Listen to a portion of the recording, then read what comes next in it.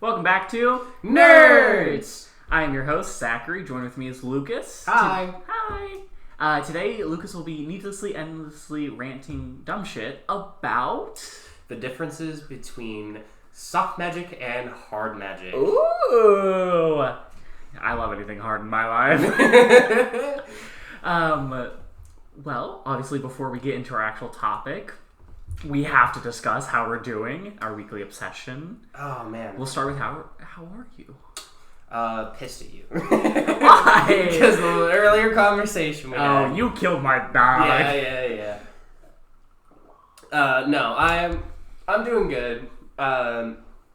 Week's been kind of weird, but I think it's been weird just because it's canonically 2 weeks for us since we've recorded an episode. Yeah, we couldn't get to record last week because of snow. Yeah. So it's been some time. It's definitely weird when you have a routine like this that we've done almost consecutively for a month. 4 weeks. Yeah. No, 5 weeks. 5 weeks, yeah. Because it was the intro and then it was the 4 episodes. Well, we did 2 one day. Yeah. So, but almost a month. Almost a month, yeah. And then taking a week off and then being like, anything breaking routine is always just let me grab my suitcase and head to the office. Crying on the way here. But we're back now. Yeah. Other than that, work is doing fine. Yeah. I mean, work is fine. I'm getting... You won't listen to this, but I'm getting a little tired of being the Cinderella of my work, because that's been a thing recently. You do look good in a ball dress and high heels. Yes, thank you, I know. But what I mean by that is we've been a little overstaffed. Overstaffed? Yeah. Strangely, we've been a little overstaffed. So I've been going around the entire store doing a lot of just busy work. Oh, I hate that. Yeah. Oh, I hate being... For multiple days in a week. If you're going to make me do busy work, send me home. Mm-hmm. I am not here to scrub the tile floor. Now I understand why you say Cinderella. Yeah. You know, scrub the floors with a brush. Yeah, scrub the floors. I spent half of an entire work day wiping down the shelves in the walk-in, which is something that does need to get done, and I fully understand. But God, why does it have to be me? Yeah. And it's continued to be a, hey, Lucas, go do this. Hey, Lucas, go do that. Hey, Lucas, go do this. Hey, Lucas, go do that for the past, 2 weeks. Ugh. And it's kind of driving me nuts. I know that's not, the worst thing in the world, but, It's bad when you're hired for a job and then they're telling you to do something else. Yeah. It's like, if I'm hired as a cook, why... I understand it's much more common when it's very neat, like mom and pop or very local businesses, where it's like, well, we've got 2 cooks and dishwasher, so you guys are going to clean anything we need you guys to clean. But it's like... Why do you have 6 cooks and 3 dishwashers today? Yeah. Weird that you're overstaffed. It's been weird. I don't know why we've been overstaffed. I think it's mostly because Sarah has been thinking that we need another person on dish to help bus on the weekends. Interesting. Which can be a thing depending on how busy the weekends can get. But the problem is no one else recognizes how busy we are as dish people. Yeah. And the job is just very busy. Well, the cooks are all on the line doing their own stuff, and then we got our prep cook who's over here doing her stuff, and then there's 3 dishwashers, and there only needs to be 2 dishwashers to help run the machine. Yeah. You need somebody to wash dishes, put it through a machine, somebody to take it out, put all the stuff away. Mm-hmm. That's all you need. This third person either can help go bus outside, which is fine, or they're just standing around doing nothing for a while. Yeah. And we have been busy, but the problem is they'll ask me to do stuff when I'm actually needing to be on dish. Ooh. And then we get set behind, and then it gets to people getting frustrated, and I'm just learn how to time telling me when to go do other things that isn't my job. Yeah, I get that. As someone who was a dishwasher for a year and who worked with another dishwasher, shout out to Julia, my Albanian grandmother. Gotta love her.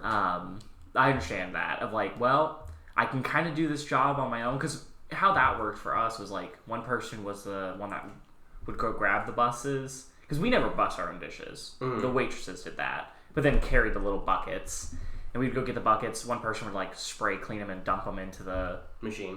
Not into the machine, but you'd sit on the right, you'd spray them, and then you dump them into essentially a sink full of cleaner water, and then the second dishwasher would grab them out and then load the machine and put them up. But yeah, I felt that, because at a certain point into that job, it was hey, can you clean like the grease traps? Hey, can you do this? Hey, can you do that? It got much worse because my old boss was like, I'll give you $1 raise if you do anything we say. And 17-year-old me was like, please sir, $1 more, please. Yep. So I get that. And the problem is, I'm in the same boat as that of like, I just got a raise not too long ago, so I feel obligated to do whatever they're telling me to do.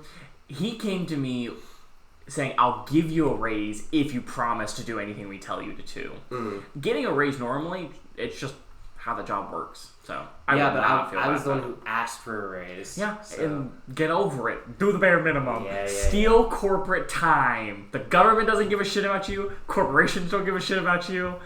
I took 2 30-minute breaks today when I was supposed to take a 15-minute break. And the reason I have to take longer lunches is because we actually clock out for lunch. I hate that. Yeah. Anyway, other than work stuff, life has been fine. It's just been, I've lacked motivation, if anything. But that comes with, I just need to sit down and do some grinding. Anyway, how about you? How are you? Work sucks.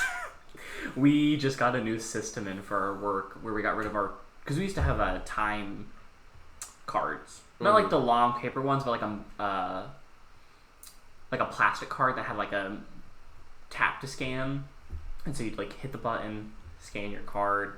But we just went up to a new system yesterday, where it's essentially an iPad that's glued to the wall, and then you hit like the little slot, you type in a 7-digit code to log in. Jesus. 7 digits that they give you, and then you have like clock in, clock out, or clock in from work, clock out for lunch, clock in from lunch, clock out for day. So it's not been too bad. Obviously, my job, I don't really like it, but it pays nicely. And they're yelling at us for quota, even though we don't have anything to make, like produce.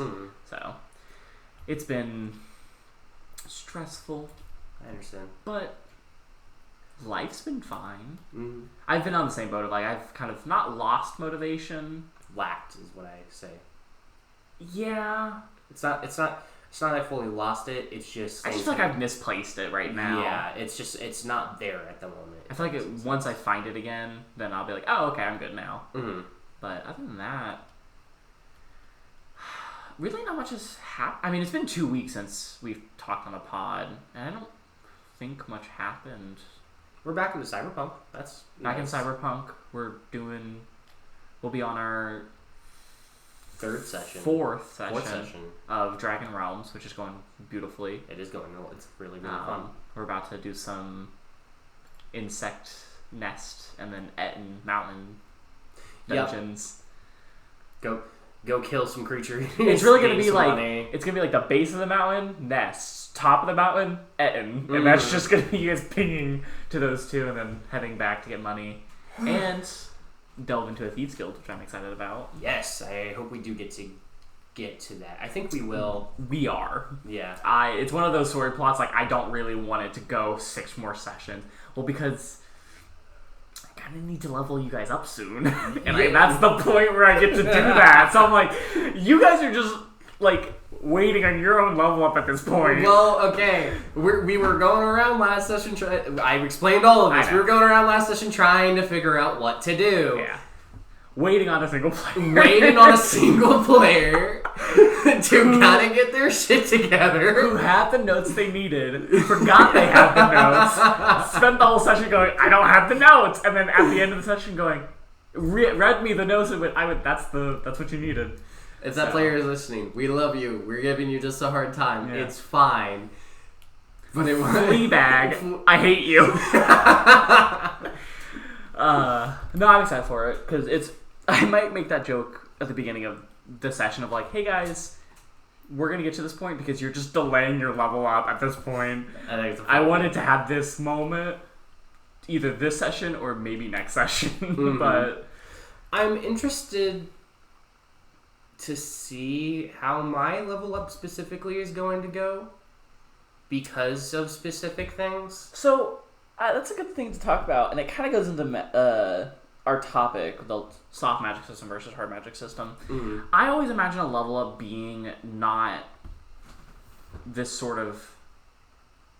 It's, it's very video gamey where you're standing in the middle of combat and it's like, boosh, you level up, brand new abilities. It's in a certain moment something has happened where you have either experienced enough things to figure out something, or you have learned something that kind of went, oh shit, now I understand why I level up, or why this character got an access to this ability.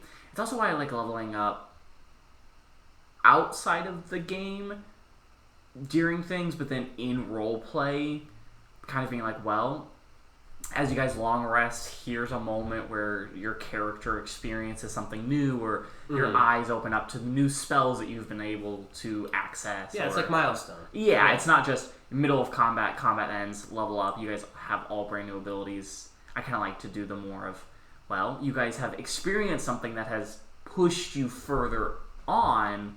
Now, how do we see how that ripples into it of... you might level up. We might not get to your stuff until maybe an hour or two after, because we're going to have a moment. Not every level up needs a moment, but from 2 to 3, like that third level is a big milestone. It is, because it's where you get your subclass. For some, yeah. Yeah, and for me specifically, my subclass goes into some weird stuff. I'm excited about your stuff. I've kind of got it in my head planned. I haven't written any of it down, which God, I got to get better at planning more before the session, but I think about it so much that it's in my head. Well, yeah, that's the thing. Whenever I was doing my camping, I had so much of it already thought of because I think about it like every day. Yeah. It's like, do I really need to write it down? Probably for like some certain things. I only really wrote down the things that I knew were important for the session I wanted to have.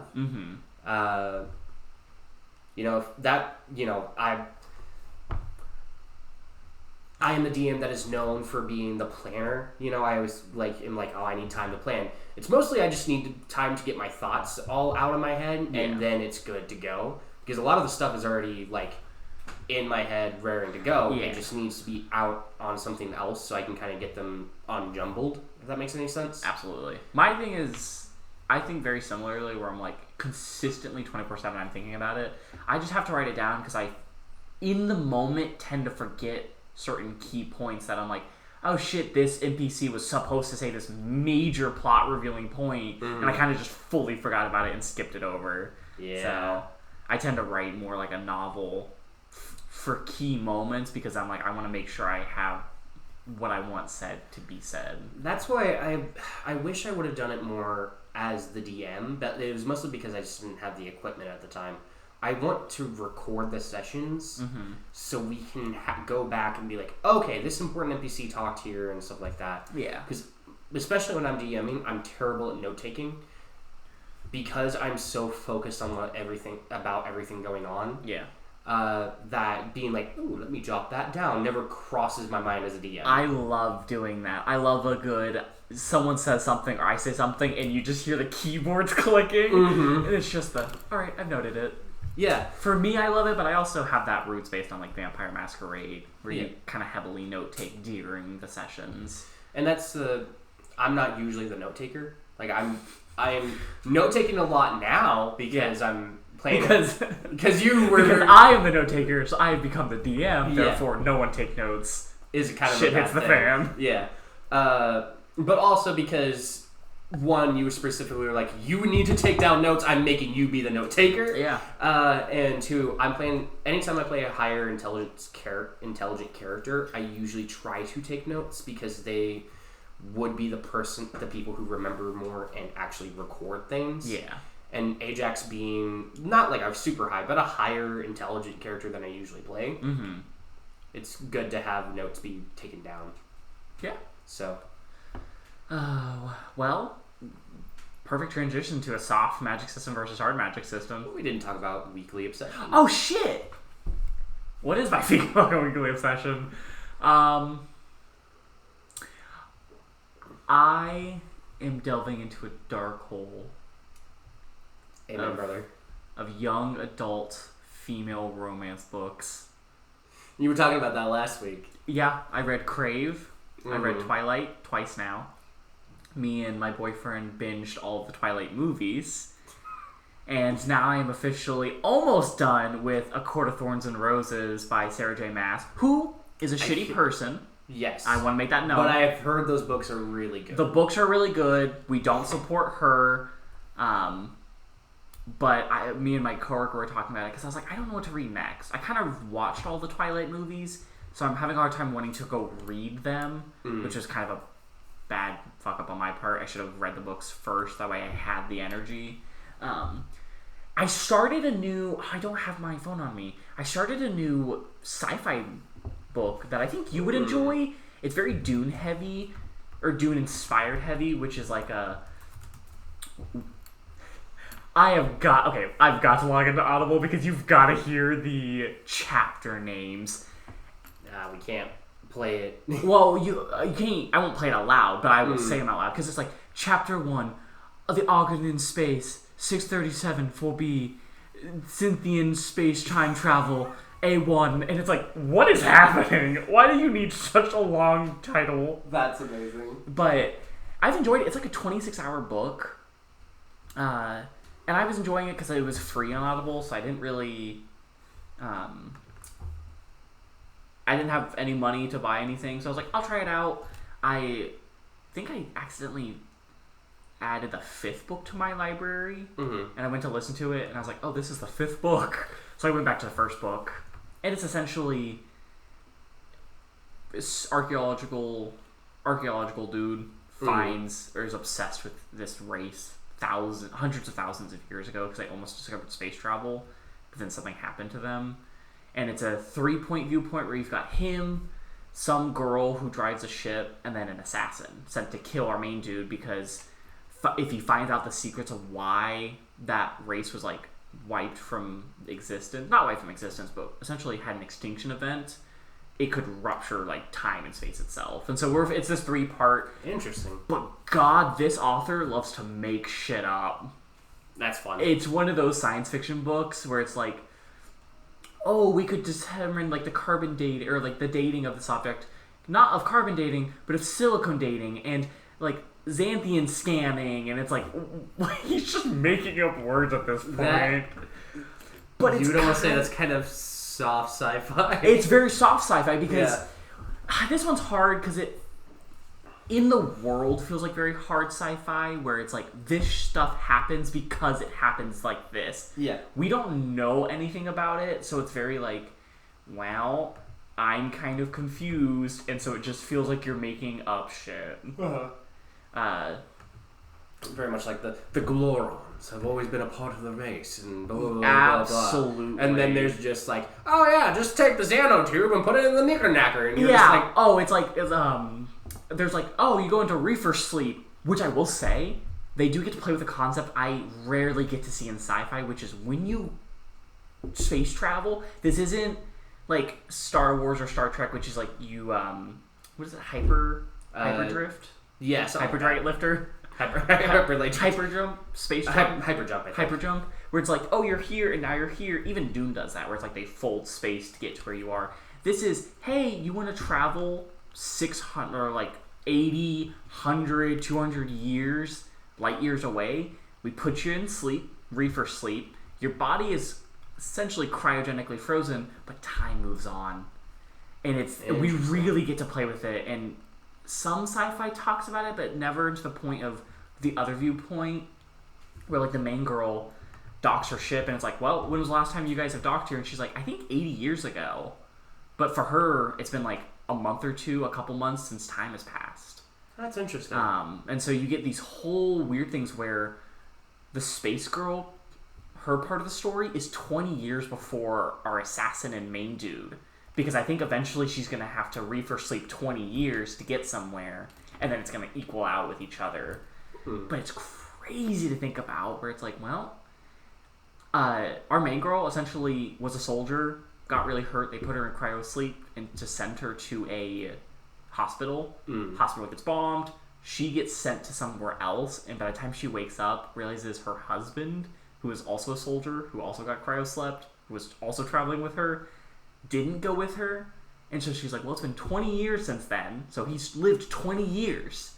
And if I wish to go find him, like go back to him, it'd be another 20 years. So he's would have lived 40 years, which for me is like a week, because I've been asleep this entire time. And I was like, okay. Like, the effects of humanity when some people can just sleep through decades and not have to deal with anything. And then our main girl gets put asleep for 20 years, and then she wakes up, and the city she kind of was in for the last 10 years, like, everything's changed, and she's like, whoa, like, what the fuck is happening? That's really cool. Audible doesn't let me look at... I can see the chapters, but it won't show me the chapter names, which I'm so upset about. Because it is funky. What's the name of this book? Oh, it is Redemption Arc by Alistair Reynolds. A good book if you love science fiction. Go check him out. It seems to be very interesting. It's very fun if you just enjoy science mumble, kind of in the back of your head. I listen to it a lot at work, where I'm like, well, I can kind of pay attention, but a lot of the words is very like hermer. Like, I didn't understand any of that, but I get the concept that we're dealing with. I get that. That's cool. But I've started reading Court of Thorns and Roses, and it's been pretty good. I've been enjoying it, but I don't know why, for some reason I've been with female-focused romances as a gay, non-binary person. I have no idea. It's also just hard to find good gay books. That's true. That aren't horribly sad. Yeah. Because, like, I also just love fantasy. And a lot of fantasy romance tends to be like, I'm a human woman, scrawny but big boobs and curly brown hair, and he's either a Fey Lord or a vampire prince or a werewolf king who's tall and muscular. And I'm like, get it, girl. Honestly, I love it. That's awesome. So that's been my weekly obsession. Hell yeah. Romance. What's yours? Hope it's as fun. Romance. No. My weekly obsession, that's a tough one. Because you did Persona last week. I know, and I'm kind of and you still... can't talk about that again. Yeah, I know. I'm still kind of in that Persona kick right now. Because I'm still just waiting on Persona 3 Reloaded. But in terms of other things that I'm, like, thinking about recently, I'm thinking about Final Fantasy VII Remake again. Okay. Because that's... I love that game. I love Final Fantasy VII in general. It's sad to be the only person in the group that likes Final Fantasy, because no one else can kind of get my love for it. Because the Final Fantasy games have always been such like a major like thing in my life. Yeah. That's like hard to, it's hard to, like legit. Final Fantasy X specifically is what has shaped me wanting to make my own world for the longest time. And it's kind of hard to explain that to someone. And it's kind of hard if they don't ever play like a Final Fantasy game. But yeah, I was looking into Final Fantasy 16 a bit this week. I don't have the game obviously because I don't have a PS5, unfortunately. Who does? I fucking know, right? I don't know anyone who does. Well, no, my mom and my stepdad have one. Yeah, I know my bestie's partner, I think, has a PS5. But yeah, I don't know many. I don't know if they do or not, though. We should move on before you slip up more names. Sorry. But I think I want to watch Final Fantasy 16, like a playthrough of it, because I'm never going to get a PS5, not in for years. That's fair. Final Fantasy 16 is good from what I've seen. It's just not like the others at all, really. Okay. mostly gameplay wise, and Final Fantasy VII Remake isn't really like the others gameplay wise, and that's just mostly because they've been like really trying to get away from like turn-based RPGs into more action RPGs. Okay. And I mean, Final Fantasy 16 is basically just like Devil May Cry combat. Love it. And it's really, really cool. I just like that's a hard one for me to recommend as like a first time Final Fantasy. Yeah, but I'll be honest, I don't like turn-based RPGs. That's so I feel like if I'm to get into any of them, it would be a Devil May Cry style, because that's what I enjoy. That then go, okay, I'm into the world, or I'm into sort of the feeling. Let me move into a little bit less comfortable terrain. I would say this then. Would you want to be more into like the sci-fi fantasy elements of it, or the more like high fantasy elements of it? I didn't know Final Fantasy was sci-fi. Oh, Final Fantasy VII I also know has nothing about Final Fantasy. Well, from the original Final Fantasy, it had like sci-fi elements to it, but it really depends on which one you get, because none of them are like Kurumgruba. Yeah. They're all their own worlds with their own games. There are some sequels to those games and spin-offs, but those ones will usually have like Final Fantasy VII Rebirth or Final Fantasy VII Remake or something like that, you know? Yeah. Final Fantasy X-2, which is... X-2? X-2! That's a real thing. I love it. But yeah, if you're looking for more of like I think... Probably science fiction, because there's so many fantasy games out there. Well, it's science fantasy. Science fantasy. Yeah, it's less to do with like science fiction. Is that just fantasy? Yeah, but it has more science fiction elements to it. Which one? I would recommend, if you're going to watch any of them, the Final Fantasy VII Remake. Oh, okay. Because it still has those like hack and slash, pretty cool elements to it. With its own kind of twist of like strategy and turn-basedness to it. Okay. But the world is set in a world where there are like robots and cars and love it, stuff like that. The whole first, because Remake is going to be the first game in 3. So the whole first game is set in the city of Midgar. Okay. Which is this like 2-layered steel city. Interesting. And it's fun. It's really, really cool. And each one of those layers has like sectors. So you spend a good majority of it in Sector 7. Do they have names? They're more numbered because there's Mako factories within each one of the sectors, like at the end of each one of the sectors. And what Mako is basically the lifeblood of the planet. They're using that. They're taking that and using it as fuel for energy. Oh. Like to energize all of Midgar and stuff. And if you look around the landscape of Midgar, it's basically barren. Like around Midgar, it's all barren. There are some places that are like okay, but yeah, around Midgar especially is mostly a barren wasteland because they are the central place that is taking the most Mako. Because they have literally like 8 or 9 factories. Jesus. Yeah. Love capitalism. Gotta love it. It basically is you play an eco-terrorist group against capitalist society. Which is very Devil May Cry, or DMC Devil May Cry. Yeah. You go against a corporation. I love any game where you go against a corporation. Then you're gonna like Final Fantasy VII. Okay, I'll watch it. It's a good time. Cloud is cool, but I think you're really gonna love... Cloud is hot. Cloud is hot. What's the big buff black hair one? I was about to say, I think you're really gonna love Barrett. Barrett's great. He's a lovely little dad. I'll go on the record of saying I love any man.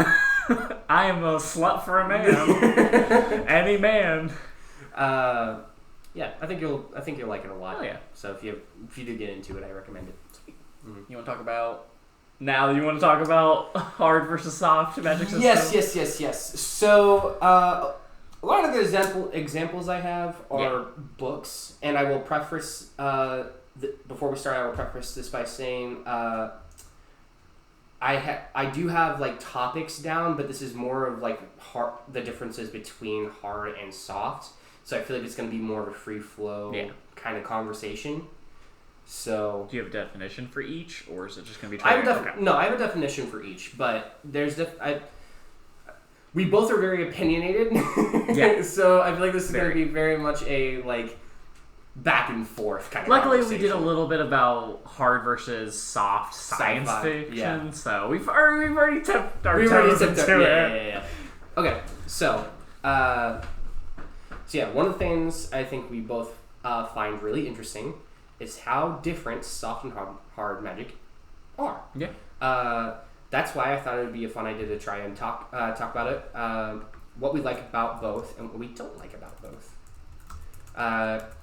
And of course, I have some interesting examples for us to discuss. But first, I should explain what they are. Yes. That way people know what you're talking about. Yes. So what is soft magic?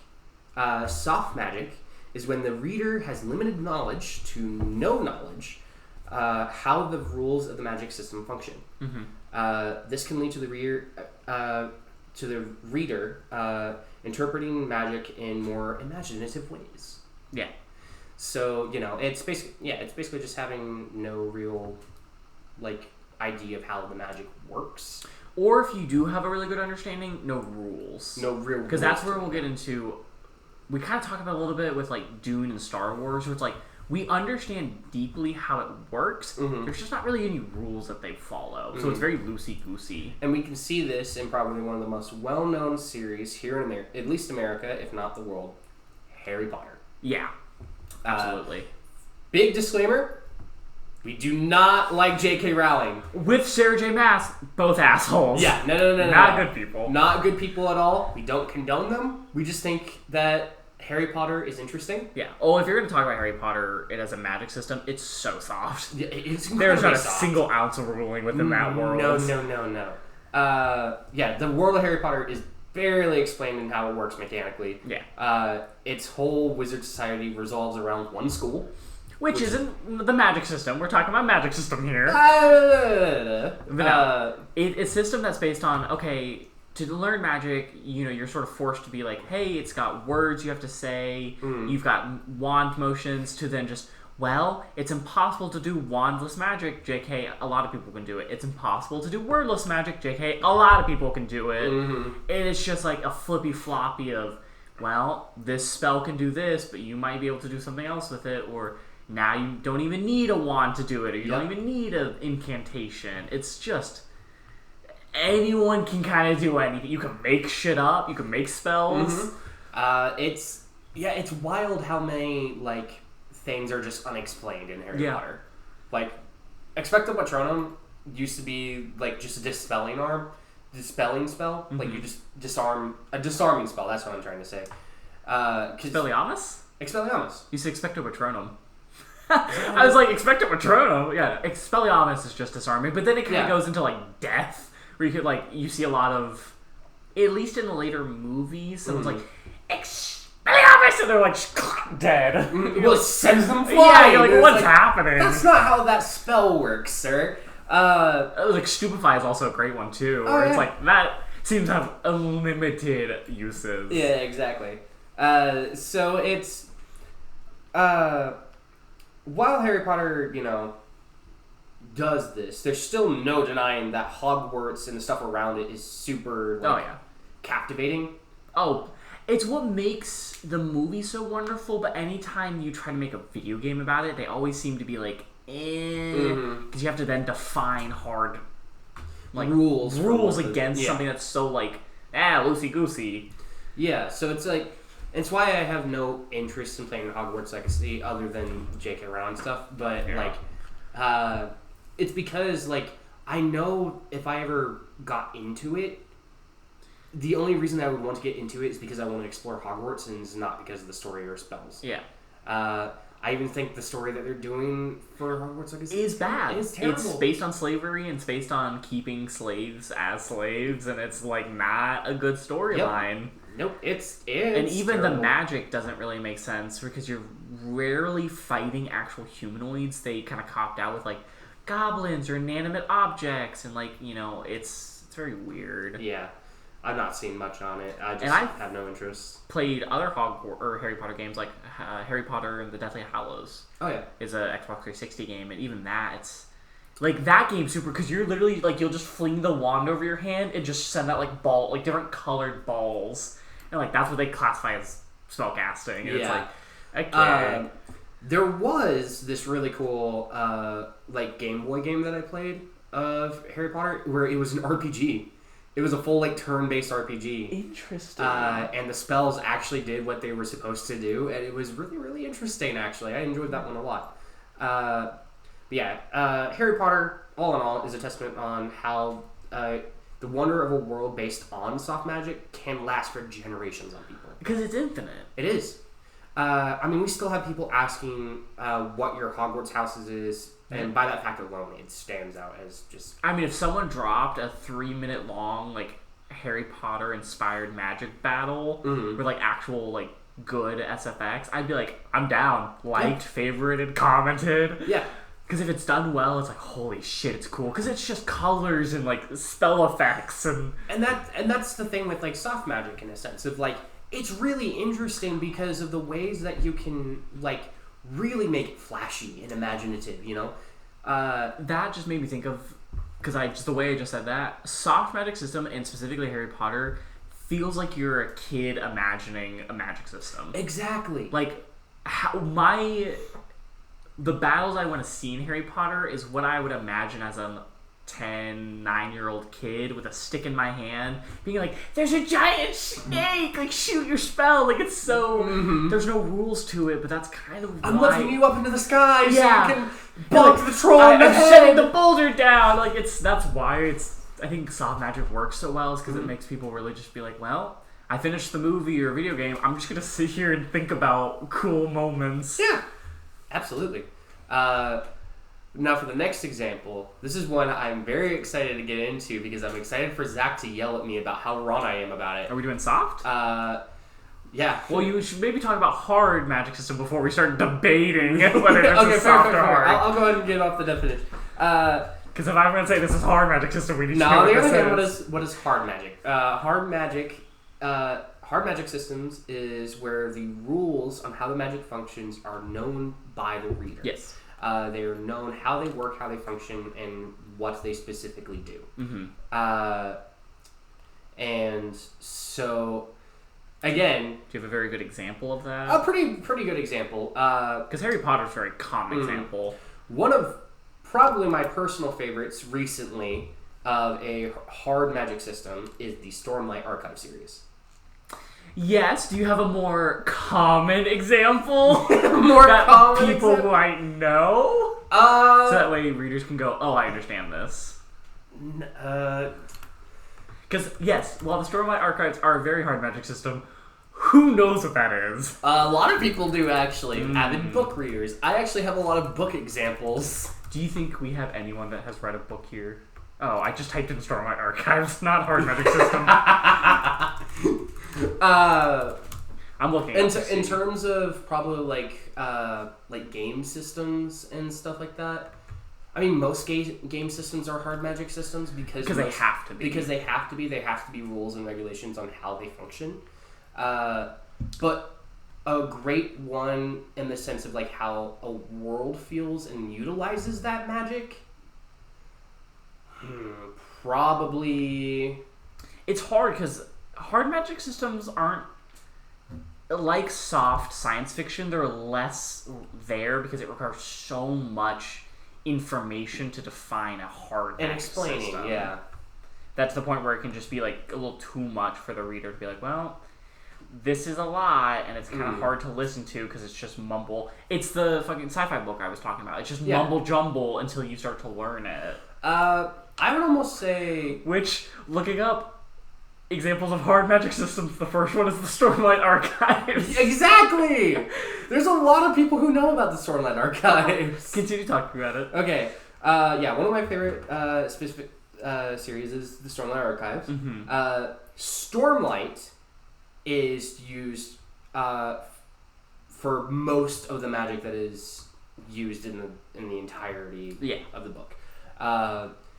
It repairs certain magic items known as shard plate and shard blades, as well as empowers them to be able to give you great strengths and benefits.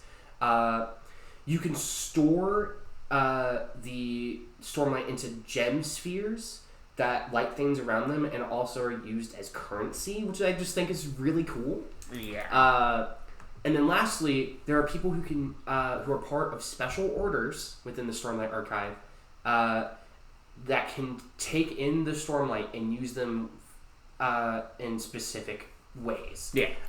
Like Windrunners being one of the big major organizations, and what two of the characters are in the first book, Way of Kings, which I guess spoilers for that. Spoilers for anything we talk about. Yeah, spoilers for anything we talk about. Surge binding. Yeah. Where it's like, cool, do fun shit. Mm-hmm. Where they can run up walls, and they can, like, some of them can think that, they can fly. It's not really flying. No. It's manipulating your gravity. And and the fact that I could go, like, it's not really flying, it's manipulating your gravity is another testament of, like, you understand exactly how this works. Because even in the books, it's not like I'm going to fly. One of our main characters, the assassin in white, it's like, well, I'm going to give enough stormlight to essentially make half my body want to see the ceiling as the center of gravity and half my body want to see the base of the center of gravity, so I can kind of hover in this weird two gravitational pull. Like, in the book, it's very explained. They like, no, I'm doing this as a very hard-based... Like, I'm going to put a certain percentage of it into it to get this effect out of it. Yeah. And I can kind of utilize, the skill comes from the expertise in that. Mm-hmm. Hard magic systems are hard, because even looking it up, a lot of them are very, like, I don't know many of them. They do explain, like, Fire Force, which I would say is a good one, the anime, where it's like, no, you have certain powers, like, things certain work, but... Hard magic systems are just kind of hard to come by. They are, and it's because it's hard to, like, you're basically trying to put a science to magic, You're trying to fully, like, hold down what magic is supposed to be and looks like, if that makes any sense. A great one that I just saw, which is from a lot of anime or manga, One Piece. Devil fruits. It's wonderful. Like, you can't go, like, you have a devil fruit, that's sort of your powers. Naruto, the whole, like, it's all based on ninjutsus and jujutsus and elements, and, like, you've got certain hand signs. A lot of anime actually does a lot of, like, hard magic systems. It's a lot easier, I think, to explain in anime than, like, a movie or book. Hunter's one, Full Metal Alchemist, alchemy literally being a hard magic system. Oh my god, Full Metal Alchemist. In exchange for something else, so... We don't see it a lot in movies or shows, I would say. More in books and anime. And, the difference between, like, hard magic doesn't go based on itself on reality. Of course it doesn't. But you can still kind of figure out, like, he is the flame alchemist. He has to create a spark to be able to have his signal, take that spark, and then take the oxygen around that spark to create more flame around him. You can make a step-by-step process on how it actually works, and that's what makes it hard magic. There was the anime, My Grandson or something? There was one that essentially a grandson's classic anime. You die in Japan, reincarnated in some magic world, but that's how he does his magic, where he's like, alright, add a little bit of, like, carbon, a little bit of oxygen, like, make sure to, like, flame the fuel and all that, and then he creates, like, a mountain shattering flame. But hard magic systems, I don't like the argument that they are not realistic because they're not explained in reality, because I think what defines hard magic system is they are hard within the reality they are making. Yeah. One Piece makes no fucking sense if you try to explain it in our world. It is a hard magic system in their world. It explains it within their universe, their lore. Like, it's not loosey-goosey in their own shit. Like, you can't really be like, well, he's rubber, so he can stretch really weird. It's like, no. And that's more what I was saying. Yeah. In the sense of, like, I can hear people being like, well, it's not set in reality. So it's not really a hard magic system. It's like, yeah, but it's real in their world. Yeah. it's believable enough in their world to feel real, if that makes any sense. Because hard magic systems, when someone gets more powerful, it's because they understand the rules within their magic. Yes. Soft magic system, when someone gets powerful, it's because they're able to break the rules or bend the rules. That's why you get like Voldemort and Harry Potter, and even like other professors, where it's like they're doing shit that just makes no sense within this lore. They're, you know, incantationless casting, and you've got like wandless like the more you can kind of break a soft magic system is the more powerful you get. Yeah. It's opposite versus hard magic system of like, well, I understand alchemy, I understand what I can do, I know what I can kind of push within the boundaries, and that's what makes me really powerful. Absolutely. So what are we arguing about? Okay. I'm interested. I think another wonderful example of a soft magic system is Tolkien's Lord of the Rings. I agree, 100%. Yeah. I figured this might be an argument. No, I 1,000%. That Lord of the Rings is a 100% soft magic system, because the shit Gandalf does makes no sense. Makes no goddamn sense. So yeah, Lord of the Rings was made between 1937 through 1949, which is crazy because of how influential it is and how many people still love the Lord of the Rings. I own like original box art and like sets from Lord of the Rings from like 1965. Yeah, it's wild. Probably the most influential magic setting in the entire world.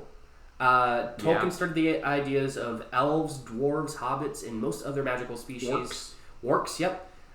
Most other magical species that you can think of, and none of them are really ever explained. Oh god, no. Like, at all. It's why I love Lord of the Rings so much. Kind of why I love Harry Potter a lot, too, is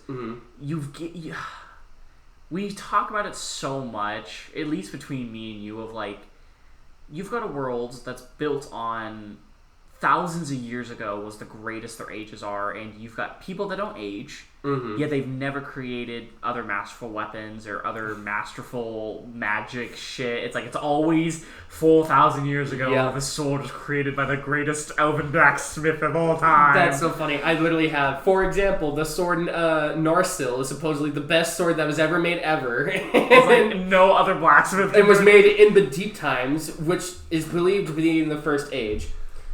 So no innovation has happened for blacksmith in ages. Even though a majority of those people have lived centuries. Yeah. And you've got people like Galadriel and, oh my god, what's his name? Elrond, who have lived for thousands of years. But that's what makes it so fun, because it's one of those, everyone's kind of normal. You've got Aragorn, who's just a ranger, who knows a little bit of like elven healing, but you get to people like Gandalf and Galadriel and even Sauron and Saruman that are like, these are beings of so much power that it's kind of impossible to define. And I agree with that, but as somebody who loves to really delve into how things work, because I'm very much a person who like needs to understand things, because if I continuously think about it, Lord of the Rings will never make sense. Oh, never. Because I can't, figure out how any of it works, because no one else knows how any of it works. They just kind of accept that it happens. Absolutely. And that's totally fair, and it's super fun. I am just a person who needs a little more explanation on how things work, because I like to not feel smart, but I like to know what's going on. You like to understand what is happening. I don't want to say I'm opposite, because I do deeply enjoy hard magic, or even like hard science fiction. Anything that you can go, I fully understand how this works. But soft magic is such a fun, it's cool to just sit back and think about it. I agree. Like I said before, the kid imagination of, let me do a cool battle scene in my head where it's, Sauron versus Galadriel, and it's full power, no hiding, and it's like boosh, boosh, kind of thing. I mean, it's really cool because it's so flashy. Oh my god! All of it is flashy. Soft magic is flashy because how else are you going to define what's happening? Yeah, no. It's like Gandalf especially is the motherfucker who grows into a giant just to scare off these trolls and So that's in the books, the first book. Yeah. It's not trolls, but it's a bunch of, he might do trolls, but there's a specific moment in the first book where they're traveling right before they get to Moria, where they're essentially camping and a bunch of wolves surround them, and it's described as he grows essentially a couple stories tall, makes the world shine with like stars around him, and then commands the wolves to flee. And you're like, what the fuck? Like, it makes no sense, but then it's so fun. It's so cool, though. And the books are much worse about it, too. Oh, yeah. Just like, he summoned starlight in a room to command someone. And to be fair to Tolkien, Lord of the Rings was the first time anyone's ever tried doing something like that. Yeah. You know? At least first time to my knowledge. So it's like... At least very publicly. Mm-hmm. So it's hard to be like, oh, well, why wasn't this explained better and blah, blah, blah, blah. He was doing what he could for the time. Creating magic himself. Exactly. And how it all, like, functions. So, like, the fact that, like, he was able to do the things that he could do just shows the amazing imagination that he had. And I think that's the biggest thing I can give to soft magic systems. It is a lot of imagination to have any sort of magic in general, and for soft magic especially, to describe these flashy moments and scenes and show this, original takes on things is super fun. It's I will say Lord of the Rings they do slightly explain their magic, not really in a sense of how it works, but I do enjoy how Tolkien ties the magic we see to life. Yes. There's a couple moments where, like, Gandalf in the Mines of Moria essentially bards a door, and the party starts going down the stairs, and then we watch him fly. Like, not fly, but I mean, like, essentially is shot back, and then starts tumbling down a bunch of stairs. Yep. And he explains essentially that the Balrog essentially was about to come through the door, and he had to essentially speak a word of power, and that it was so forceful, where the Balrog was so, like, evil that he almost killed Gandalf in that moment due to the sheer, like, force the Balrog commanded. For sure. And then we get to a little bit with, like, Galadriel, and again, in the battle, in the movies at least, against Sauron, where Gandalf's like, she has to go, it's draining her life force to be here. Oh no, Galadriel does that to Gandalf, and then you're like, well, it's weird that a lot of magic is based off a life force, which makes sense why elves are so magical, because they lived for so long, so they're building up that magic. Yeah. Not really that explained, though. Alright, give me one we can actually argue about. Because I fully agree. Do you want another one? So I can go into the argument, but... About what? Or I can go into my last example for hard magic, because we've done two softs, and I really wanted to do a less... No, I fully agree Lord of the Rings is soft magic. Yeah. There's not an ounce of hard magic in that world. No. So my last example of hard magic, and this is probably one you don't know, but it's one that I got to experience and I was very happy with. Shadiversity's Shadow of the Conqueror book. So Shadow of the Conqueror, it's an amazing book. I highly recommend it. It does have some questionable stuff in it. Okay. And it really is, the book itself is about a terrible man gets a chance to redeem himself in kind of a new life. Okay. So it looks interesting. It's very interesting. Seeing some pictures of it. But I'm not going to go into the plot of it.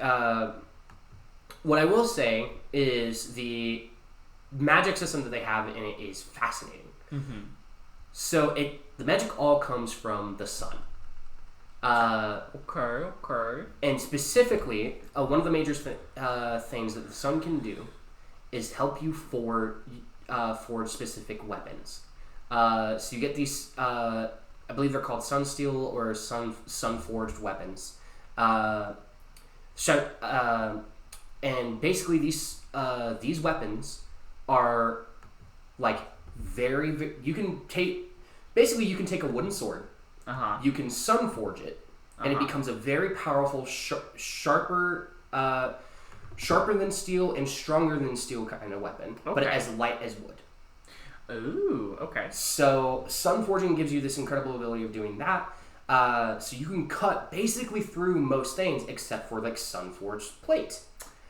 Very Stormlight. It is kind of Stormlight-ish. However, everything that you sun forge connects to your soul.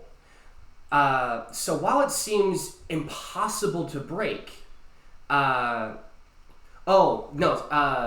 Sunforge cannot break.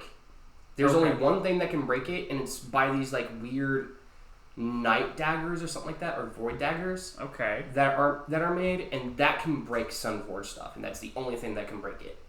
And when they break, it does a heavy amount of damage to the person because it's connected to their soul, so it does damage to their soul when you break it. Makes sense.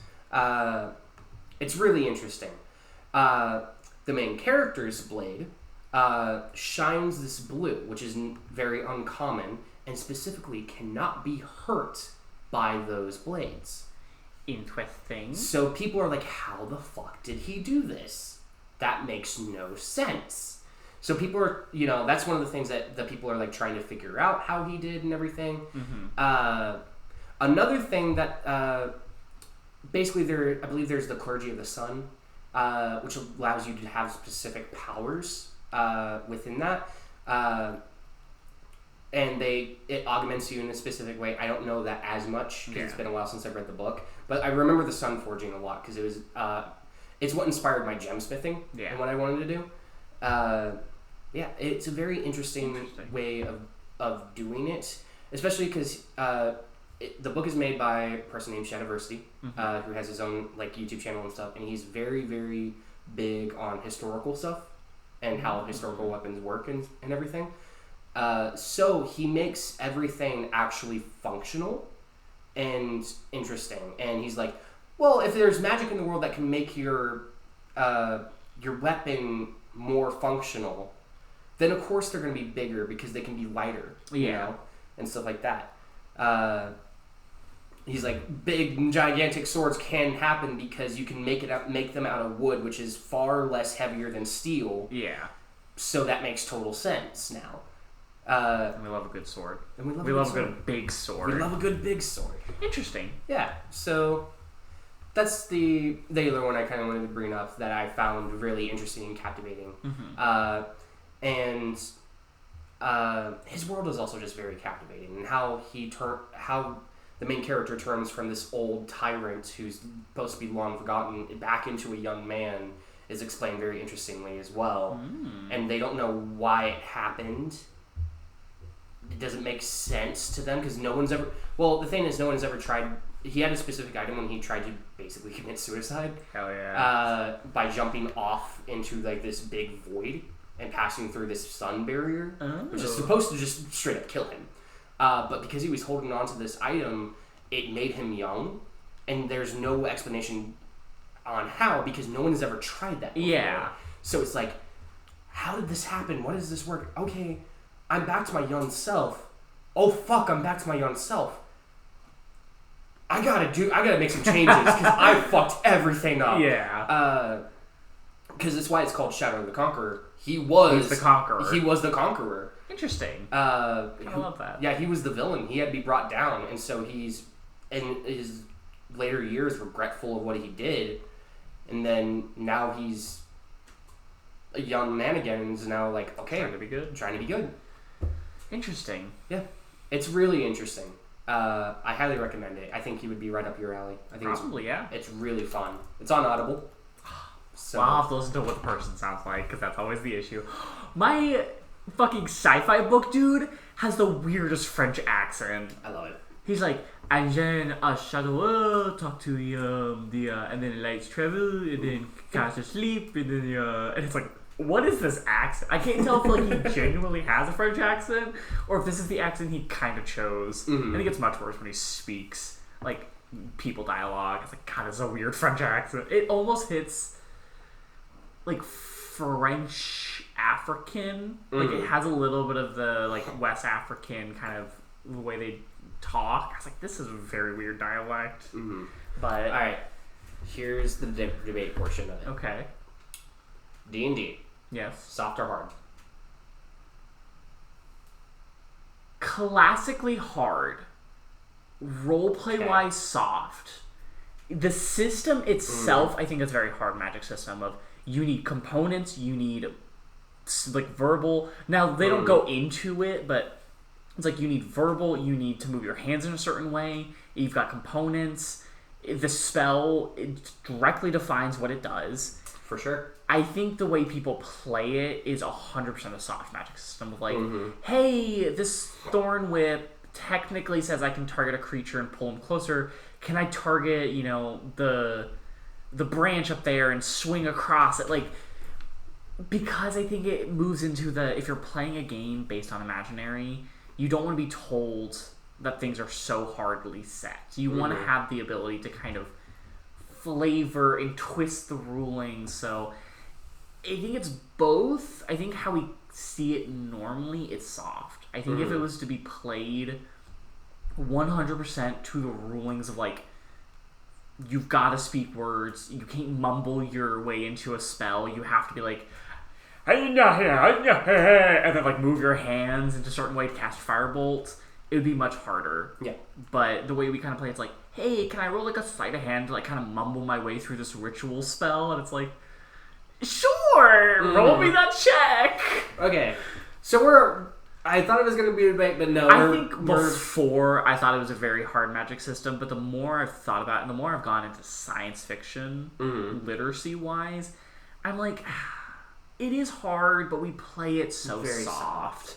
Where you really just want to try to bend the rulings of it of like, well, this says I can do this. Can I maybe kind of go further and do something else with it? Shenanigans. Yeah, shenanigans. And you're like, and that's kind of what makes it fun. And that's what a lot of people enjoy spellcasting wise, is it feels very powerful, especially if you get to kind of bend the rules a little bit and go, oh, I want to do something more with this to maybe help the party or to have a cool moment with another person. Can I? Yeah. And that's, here's the thing. I would say mechanically, it's a hard Magic system. Narratively, it's a soft Magic system.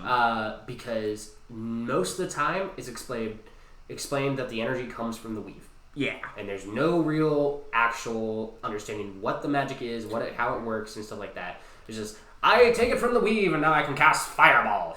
Yes, but the way that you go about the magic is hard. Which is why I say mechanically it's hard.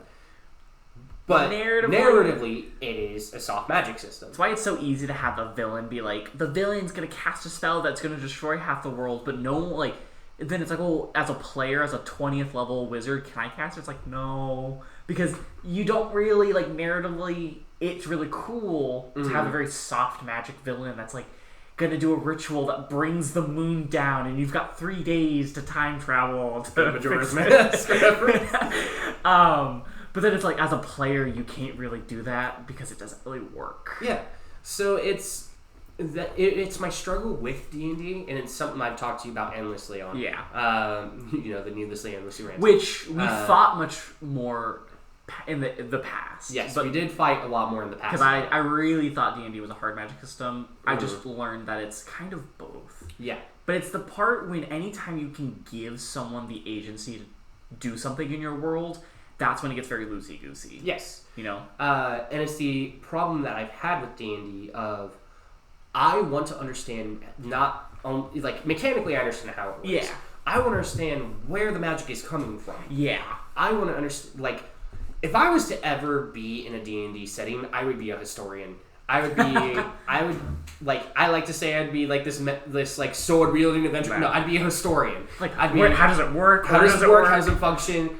Tell me how it works, please. Like, that's the kind of person I am. So it's like, for me, I need to have an understanding of why magic works the way it does. Yeah. So with it just being explained, well, it comes from the weave and the forces that is there. It's like, well, you're just giving me the fucking Force explanation from Star Wars. Just a hippie explanation. Like, it's just in the energy, bro. It's just the energy, bro. And you're like, that's not, And then what's worse is, I will say what's worse and what I hate more than anything is when a soft magic system tries to then define itself as a hard magic system, kind of like Star Wars, where they're like, the midichlorians and within this, like, that's what the force is like moving around these like microscopic bacterial, and you're like, just say it's soft. Yeah. Just make it up. Don't try to go as a hard magic system when you're already defined as kind of soft. Exactly. And I think that's what... Weirdly, I think that's when J.K. Rowling's... Some of the problem with J.K. Rowling is her trying to backpedal on how a lot of the stuff works. Yeah. And it's like, come on, dude. Just let it be what it was. Just it's run fine. with But that's why I wanted to make my setting specifically is everyone knows where the magic is coming from. And everyone kind of understands how the magic works because it all came from this one source. Yeah. So that's why I'm making my world the way it is. I also am having it be more of a, hard science fiction as well, because I like to have science fiction and high fantasy kind of together meshed. So I love things that are... It's kind of why I like D&D, and I want to talk about a book series also, which is the world is defined as hard magic, but the way we see things are utilized as soft magic. Okay. I just like... Because I like knowing the rules or knowing where things come from, knowing that things have the basis to do things, but then you get the ability to manipulate and go beyond. Why I love D&D magic casting so much is, okay, you've told me the rules. I know that these have, I know this spell has a certain range. I know this, it has material components. It has, I have to say certain things or do certain things for it to work. Now, can I kind of stretch it? And it's, there's book series I think I've talked to you about multiple times. The Seven Realms series by Cindy William Chima, I think is her name. Or Sarah William Chima. But essentially it's kind of defined as a hard magic system, which is, okay, you have spellcasters, which essentially their body creates magic, which is like a fever almost. If it isn't controlled or if it isn't sourced outwardly, it builds within the body until essentially you go into like a fever-like state, which is your body begins to sort of destroy itself because there's so much magic. So they've built this world where wizards carry amulets on themselves, which are like batteries, and it's essentially built on, hey, if you're a wizard, you're consistently pouring power into your amulet, this battery that's storing magic for you to then use later. And the soft magic system kind of comes into, well, what do you do with that? You've got, they call it jinxes or hexes, which are like spells. But it's there isn't really a you say this word, you get this. It's kind of more of the Harry Potter imagination. If you can kind of think of a way to do something, then you can kind of cast it. That's really cool. But they also define it in the sense of like, there's a very fun line in the very beginning of the book of, arrows are faster than jinxes. I can shoot you quicker than you can cast a spell. Because how it works is you got to touch the amulet because it's your power source, and then you got to hold your hand or you got to say some incantation, and it's a confrontation between a fucking asshole noble wizard dude and one of the tribesmen, which are more of the, instead of casting spells, they enchant items with magic. They also make the amulets, which is a very fun power dynamic where the tribes make the amulets to keep the wizards in check, because they essentially became tyrannical rulers without it. But it's that thing of like, it's kind of loosey-goosey, but there are kind of hard rules of you have to have power source, It's the very classic video game, this spell is going to cost 300 mana points, and you can only produce 5 mana points per second, and store only up to like 100. So your amulet needs to have more to cast this spell. That's really cool. But you can't do it quick enough without someone shooting an arrow at you and killing you.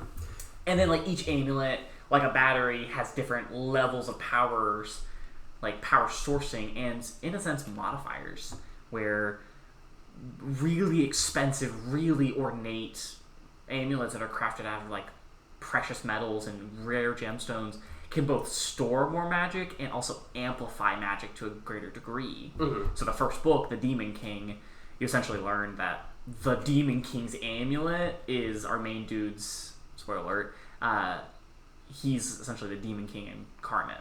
Yeah. And the amulet falls on him, and he essentially goes, "Oh shit! Not only is this one of the most powerful amulets in this world, it's my great great great great grandfather's amulet, and now I have essentially unlocked it to its full potential." That's so cool. But he's not a wizard, or he doesn't think of himself as a wizard, Mm-hmm. because he essentially grew up with metal shackles that absorbed the magic his entire life, so he never noticed it.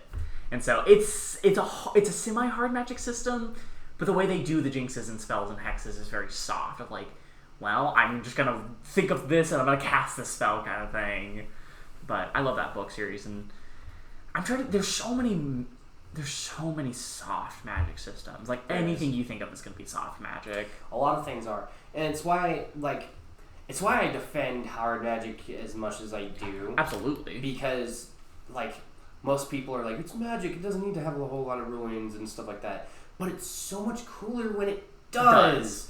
Because when, it's why Full Metal Alchemist is so fucking cool the way that it is because everyone can kind of understand that, it's all based on equivalent exchange. Yeah. So everyone can kind of, and I think that's the fun of hard magic systems as well, is hard magic systems are not solid. No. They're not made like that to be solid, no, this only does this and this only does this. There is that bit of loosey-goosey kind of manipulation to it. Yeah. So, because there's a word that not a lot of people use in magic systems anymore, innovation. It's the thing of if you're gonna break the rules, let me understand why you broke the rules. Exactly. Don't just be because he's a powerful mage and that's why he's able to break the. It's no. Mm-hmm. Give me a reason why this is broken and how he broke it. And that's why.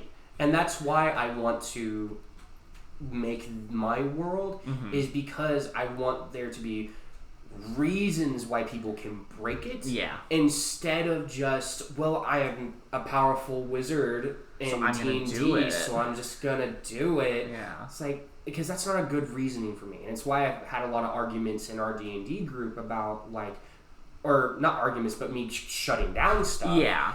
No, you can't use this spell in an obviously not right way. Yeah. Because you most of the time when people are bringing it up to me in our D&D group when I'm the DM, they're not coming at me in the sense of can I do this thing because I'm doing this? Mm-hmm. It's more, can I do this thing because I really want to just have it do this because I think it's cool? And I'm I understand and think it's cool, and rule of cool exists, but I need more of a reason why it's breaking instead of just rule of cool. Which is why I think we don't see much hard magic or hard anything, even science fiction is. Both it takes, I would say, if not double, triple the amount of time to create and to understand, because what makes a hard magic system workable is that the audience, the readers, have to understand it. Yes. Which makes it much harder to get into. Mm-hmm. Like the Stormlight Archives, that first book is a truck to get through, because it's so much of there's so much going on and you're being told so much information, and if done correctly keeps you engaged enough to learn more until eventually you hit the point now where you're I understand everything. I understand why it's this, why it's that. I understand how this character's breaking this. Well, it's why the best way I've seen it usually work, and I think Stormlight does it pretty well, is when the characters are also learning how it works. 100%. Because Kaladin is learning how, spoiler alert again. Kaladin is learning, that he's a windwalker, so he's experimenting and trying to figure out what that means and blah blah blah blah. And we're starting to realize that, Kaladin's a windwalker and is doing a lot of the stuff that, Zest, Sons of Vallana would do. Yeah. That's interesting. So now we're kind of seeing more of how this actually works. Yeah. It's we got introduced to it, and now we're seeing the nitty-gritty, finer details as we've already been introduced to the world. We understand the world in a certain sense. And Shallan also learning a bunch of her stuff and how that works is very interesting. Which that is so far has not been explained too much, at least in the first book. Second book, it starts getting really into the it. sort of shadow realms and all that shit. But that book does a great example of, let me edge you into the magic system a little bit, but we're mostly going to do history and how the world functions. And then towards the end of the first book, we really start to see more of the, okay, let's get back to the magic system because you understand things now. Yeah, because the first book is more about the world than it is the magic. Yeah. The second book is when they really start delving into the magic of it all, specifically because of Shawan, which is fun. Yeah. But yeah, all in all. Any other fun examples? I'm trying to think of... I think we've talked a lot of good examples. I'll say Final Fantasy VII has kind of a real, like, kind of what you were talking about of, like, hard set. Everyone kind of knows what it does, but it's loosey-goosey in the things that it can do. It's very video gamey. It's like the issue with Harry Potter. Like, well, once it's in a video game form, you kind of have to hard to find those things. Whether the way they're there is loosey-goosey, you kind of have to find how we're doing it, we're seeing it, because it's press X to do this, or press B to cast this spell. Well, early Final Fantasy, it was literally just magic exists, and that's just kind of worked. For Final Fantasy VII, and this isn't much of a spoiler, this is just lore. I was talking about Mako. Mako is the lifeblood of the planet and everything. Mako can usually comes in more of like this weird, like either greenish liquid or greenish gas, but it can be solid. And those solid forms are called materia. Okay. And materia are basically these spheres, right? They're like these spheres in different colors, and the different colors represent the different magics that they can do. Sounds familiar. Yes, yeah. To your magic system you're creating. Which is one of the... I think I told you before, I was like, I realize this is just the materia system, and I really think I need to, like, pull away from that. It's so hard to create a fully brand new, innovative, never seen before magic system. And I'm not trying to do that. I think what I'm going to be doing with it, because I never had it with the colors of the spheres. It was the shape of the spheres. Because the spheres were more just glass casings for the statues that were made of it. Yeah, the statues is what gives the power. The spheres are just what is able to be held. I'm so excited for it. Yeah, you gotta get working onto that. I've been working on it. I know. I want to play it tomorrow. God, I need a full session tomorrow. You know what? I'm gonna set a goal for myself right now. You all hearing it now. Within a month, I'm going to try to have a playable mechanical version of this. A test play? A test play. That'd be so fun. Even if it's just me and you, because then we can kind of come back and be like, so I'm gonna set an actual date. So the date right now is... It's almost the end of January. Yeah, it's almost the end of January. By the end of February? By the end of February, I'm going to say February 28th, I am going to have a starter mechanical version of something to play. Okay. And then we're going to play it together. And we'll test drive and we'll talk about it. So that's what we're going to do. Sound good? Yeah. I love it. I've been itching to kind of get into the world, whether it's just, rough and tough. Nothing makes sense, and I'm just like, all right, I'm just taking notes. Hopefully this will give me motivation to actually sit down and start really, really delving into it. Oh, because I'll hound on your ass. Good. I'd be like, you got 2 weeks. I need to see this session. Where are your notes? Yep. Huh? Yep. What dice am I using? What dice are you using? You got a character sheet made for me? By the month, I will have a semi-playable version. Hell yeah. I'm so excited. It might not have everything. Oh, no. But it'll have at least the basic format. And we'll see how it goes. I expect a note card with some stats on it, pre-written, and then you have a name for me, and maybe some personality traits. That's all I need. Cool. I'll see you then. Well, look for the viewers at home. Find a source of media that is fantasy. Try to classify it as hard or soft magic. See what you can find. Books, TV Give shows. us some good examples of some hard and soft magic systems. I would love to learn more of them. It's fun because when I first started thinking about this, when we first started talking, when we finished that talk, I sort of just sat at home and I was like, okay, this book series is soft magic. this TV show, hard magic. This soft magic. It just kind of is like, well, what do you define thing as? And then sometimes you define it. It's like, no, it's hard, and you look it up online, and they're like, it's so soft. Yeah. It's never been softer before. And I'm like, oh, that makes sense, I guess. Yeah. All in all, there's nothing wrong with either one of these ways that you want to go about it. There are limitations to either one as well. Oh yeah. You might soft magic. You're gonna have a lot more imaginative and flashy stuff with it. But when people like me are going to try to delve into it, it's really going to break. And power scaling is really hard to do with soft. Really That's one of my biggest issues with Bleach. Yep. Bleach is a very soft magic system of like power scaling kind of just makes no sense. Nope. But with hard it has, you obviously know the limitations of your magic. You can help with that power scaling into it. But it is harder to get people to understand where you're going with it. It's much grindier to get into. So, yeah. All in all, I love magic. I love fantasy. I hope to see more brilliant ways that people can come up with it. Yeah.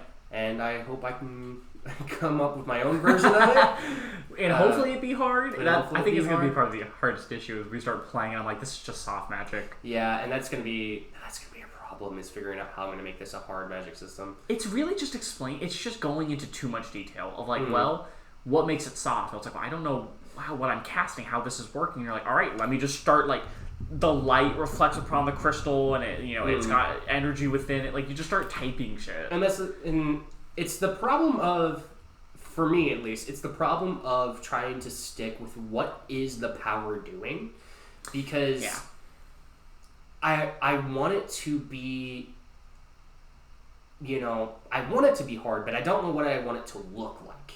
Yeah, so it's hard. And I would more suggest not going the route of like oxygen mixes with carbon dioxide too full. I don't want to do that. Because that's just hard. That's just not fun. If it simply is just you crush this orb and it releases the energy within it, and then you get to cast a certain magic, like that sort of base thing where you're explaining actually what is happening. Of hey, it's we've joked about it being like batteries before. Like it's a battery, so you're gonna have something that uses it, and whether it's incantations or hand signals or spells, like anything like that.